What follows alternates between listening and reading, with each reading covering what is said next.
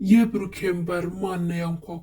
መድብል ለምን ደነገጠ? ማንን አይቶ ነው? እዛ በር ላይ ማን የመጣ ይመስላችኋል? ግምት፣ ሀሳብ አስተታችሁን ኮሜንት ላይ አስቀምጡልን።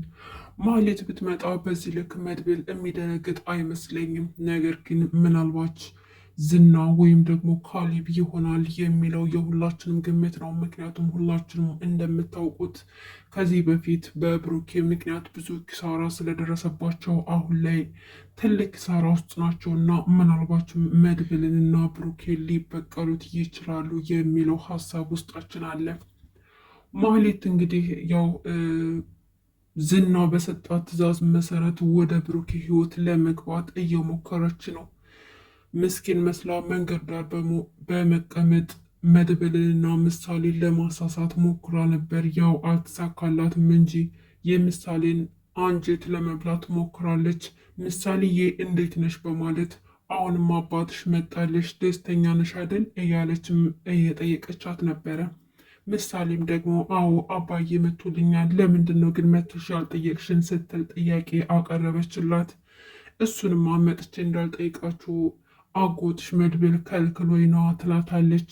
መድብልም ደግሞ አዎ እኔ ክልክያት ነው፣ ጨካኝና አረመኔ ሰዎች ወደ እኛ ቤት እንዲመጡ አልፈቅድላቸውም ብሎ ለምሳሌ ነገራት። እናም መድብል ብሩኬ ሊድረው እንደሆነና ከቅድስቴ ጋር አጋብቷቸው ድል ባለ ሰርግ እንደሚያጋባቸው ነገራት። ማህሌት በጣም አዘነች፣ ደንግጣለችም። እንደዚህ እረረድብን በማለቷ የሁላችን ደስታ ነው። ምክንያቱም እየዘራችውን ነው እያጨደች ያለችው።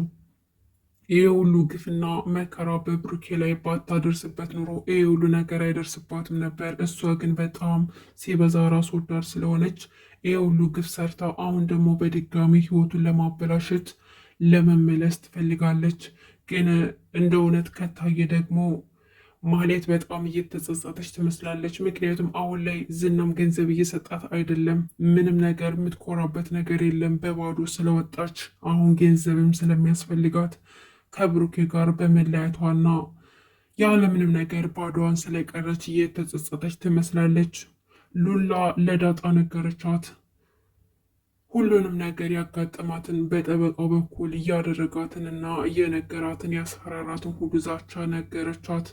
አብረሽኝ ማተኝ ከሆነ ንብረታችሁ መቼም ቢሆን አይመለስላችሁም።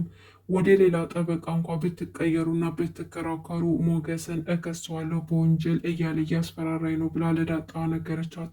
ዳጣ ደግሞ ሞገስ መስማት እንደሌለበትና ምንም ቢሆን ይህን የመሰለ ገላዋን አሳልፋ እንደማትሰጠውና ብቻ በሀሳቡ ተስማምቻለሁ ብላ እንድትነግረውና እጃቸው ውስጥ እንዲገባ ነገረቻት። ሉላም በዚህ ሀሳቧ ተስማምታለች። ግን የዳጣ እቅድ የሚሳካ ይመስላችኋል? ከዚህ በፊት ቅድስቴን እንዳተረፈቻት ምናልባችም አሁንም ሉላ ልታተርፋት ትችላለች። ሞገስ ግን ይሄን ነገር ሲሰማ ምን የሚሰማው ይመስላችኋል? ሀሳባችሁን ኮሜንት ላይ ጻፉልኝ። እንግዲህ ምሳሌ ደግሞ ብሩኬና ቅድስት ሊጋቡ ስለሆነ በጣም ደስ ብሏታል። በጣም ወንድምም ሊሰሩልኝ ነው እያለች ደስታዋን እየገለጸች ትገኛለች። አሁን ግን ማነው ደስታቸውን ሊያጨልመው በር ላይ ያንኳኳው? የሁላችንም ግምት እንግዲህ ማን ሊሆን ይችላል የሚለው ጥያቄ ውስጥ ገብቷል። ማን ነው? ማህሌት ወይስ ደግሞ ሞገስ ወይስ ደግሞ ካሌብ?